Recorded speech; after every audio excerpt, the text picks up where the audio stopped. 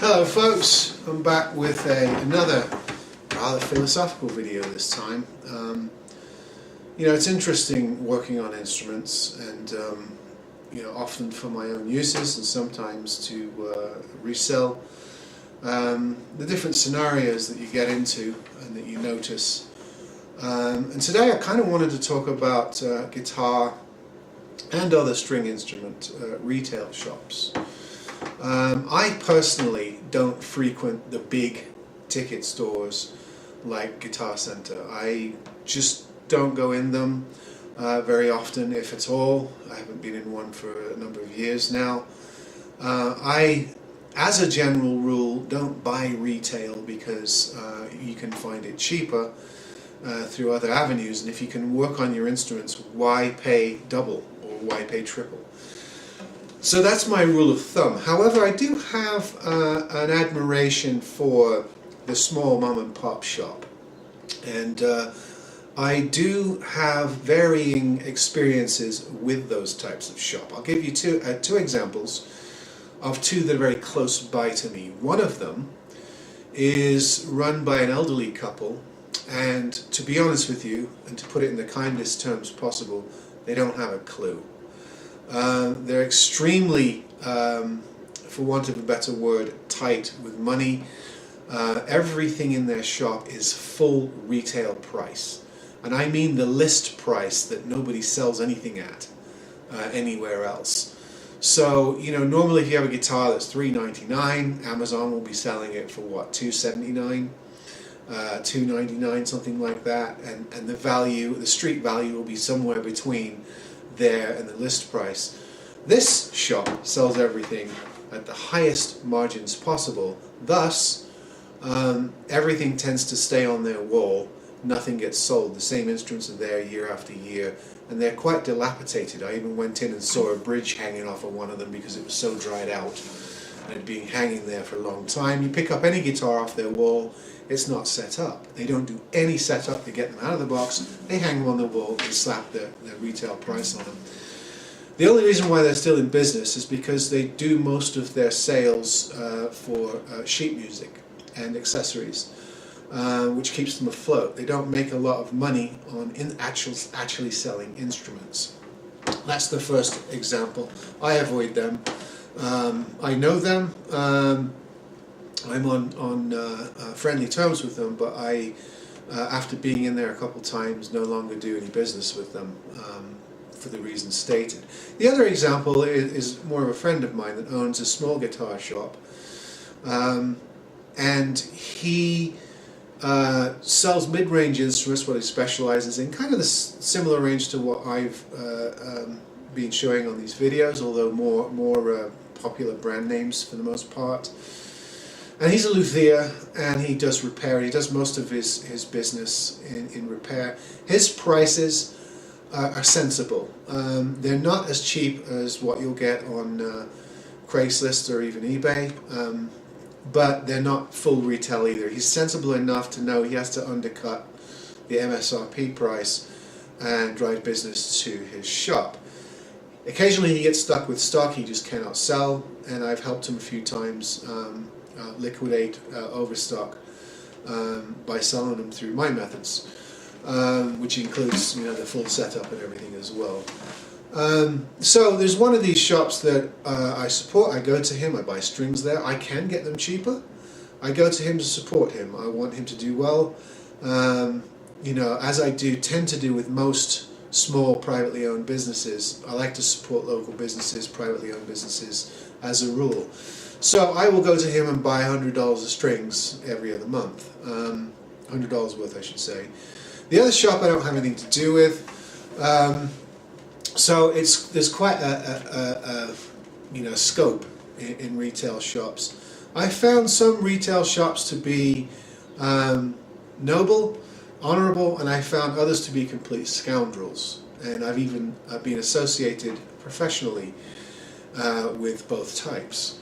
The latter not for very long, I can assure you. Retail shops tend to hate Craigslist, Facebook Marketplace, and sellers on those sites. So the natural inclination for most retailers towards someone like me is going to be to despise me. Why? Well, I undercut their prices, and I often get stuff flagged on Craigslist. When I list it on Craigslist, I get it flagged and removed, and I'm fairly certain that it's a local retail shop owner that sells that brand that doesn't want any competition. He sees me selling a guitar in like new condition, stating that it's had a more or less a full luthier setup, and it's cheaper than what he's selling it at in his shop, probably with very little setup. So that's more of a question of competition, but it sometimes goes further than that. I've actually had retail shops lie to customers to try and get customers not to buy from or to return instruments that they've bought either online or through these selling sites like Craigslist.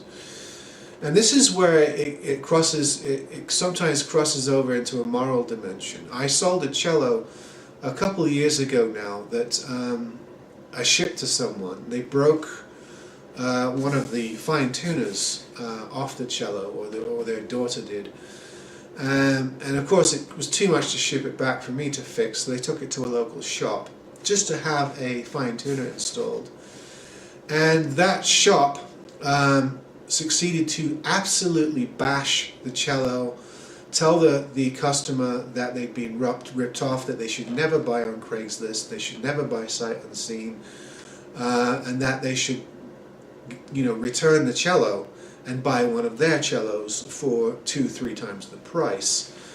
When that woman made inquiries to me about doing so, I found it hard not to laugh, because I've sold hundreds and probably thousands now of instruments over the years through places like Craigslist and Facebook Marketplace, and everybody knows that the only reason you get stuff cheaper on there is because it's buyer beware. When you show up to somebody's house for a Craigslist purchase, you look at the guitar, you check it out, you play it, you look it over, you give the person the money, and then you walk out, put the guitar in your car and drive away. That guitar is now yours. If you don't want it anymore, or you don't like it, or you have buyer's remorse, then you have to resell the guitar yourself. And I've done this so many times. I've bought stuff on Craigslist, thought I was going to keep it, and then realized, no, I think I'm going to move that on, and fixed the guitar up and relisted it myself. And it's not a problem. Most people who do this sort of thing, do that without batting an eyelid. But for a woman to try and return an instrument that she'd had for months, that she'd broken, that she'd taken to a shop, and the shop had basically tried to talk her into, or con her into, somehow returning this to a non-retailer, in order so that they could charge them 2 or 3 times the amount for a similar instrument.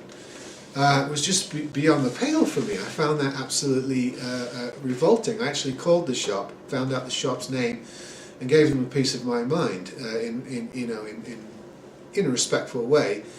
But me personally, I never bash other sellers, other YouTubers.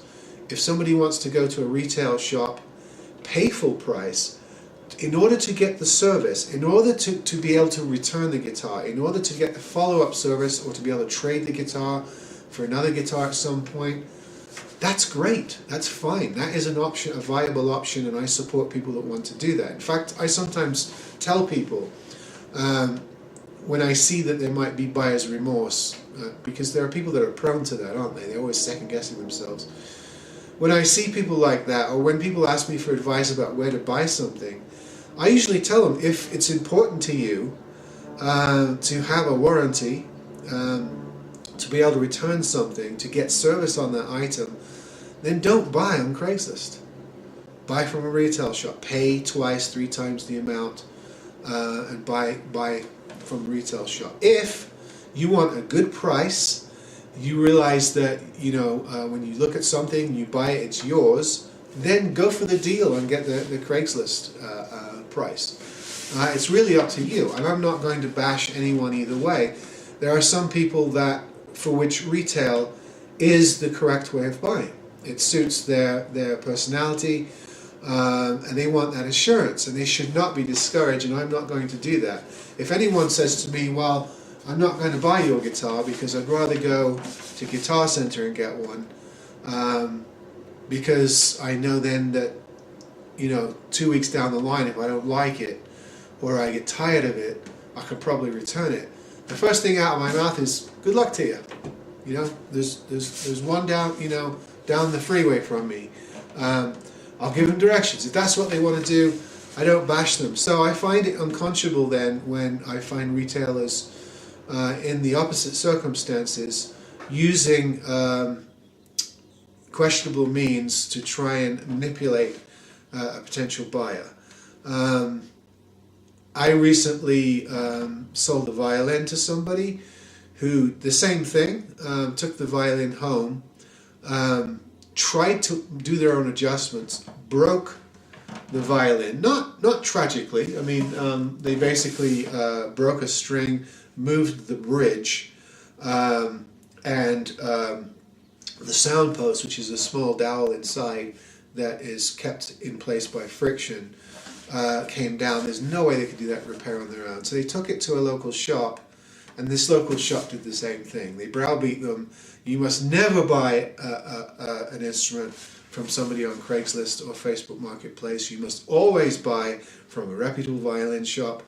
And basically I had to tell this person, they want your business, and they're going to do whatever it takes to get your business. If they have to bash someone, or if they have to belittle an instrument, or say it's worthless, or say it's trash, or say you got ripped off, you overpaid, even though they know, these retailers know technically you can't return something that you bought on the street, they will still goad their customers into getting rid of that instrument in order to buy a proper, authentic instrument from their establishment.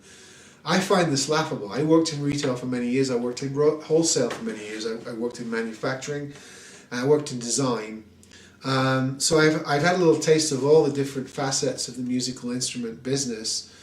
And I can tell you that,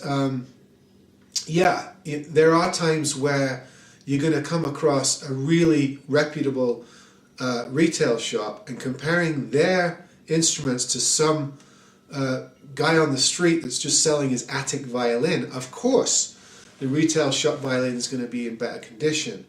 But there are cases also where you have retail shops that don't do exceptionally good work, and you might have, which I'd like to believe is my case, a street seller or online or a Craigslist seller that sells instruments in good condition and at a good price, and that they're set up really well and it's a good deal.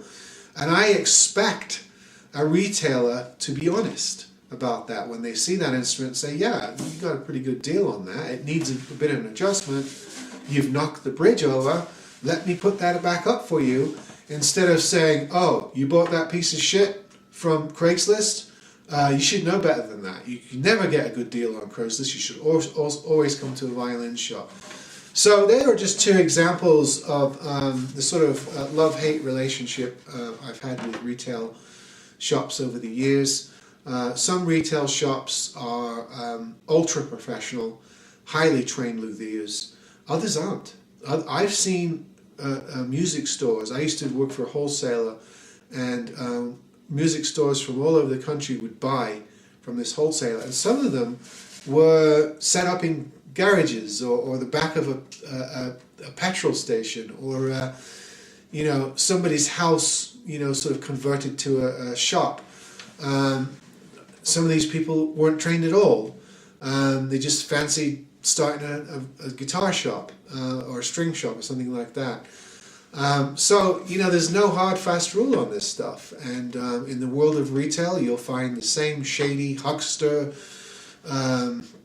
charlatan types as you find online, and as you find buying personally from people on sites like Craigslist. So I just want to put that out there. because I feel it's wrong to stereotype and encapsulate these different divisions of commerce and apply overarching rules to them. I think there are great, reliable, trustworthy people in all dimensions of commerce, and I think there are absolute shysters in them as well. But, you know, on the whole, if you are willing to take a gamble, are willing to do your own work, you can have a field day buying on eBay and Craigslist and places like that. If you want absolute certainty, surety, warranty, follow-up service, then you simply have to go to a retail shop for that, you know, kind of follow-up service and pay 2 or 3 times the price. That's just the way it is. And either way is fine. It's up to you what's important to you. But you should never ridicule one in preference for the other, because there are good deals to be had everywhere. And there are establishments worth supporting, as there are private sellers worth buying from. All right, that's enough of that spiel. I'll see you next time.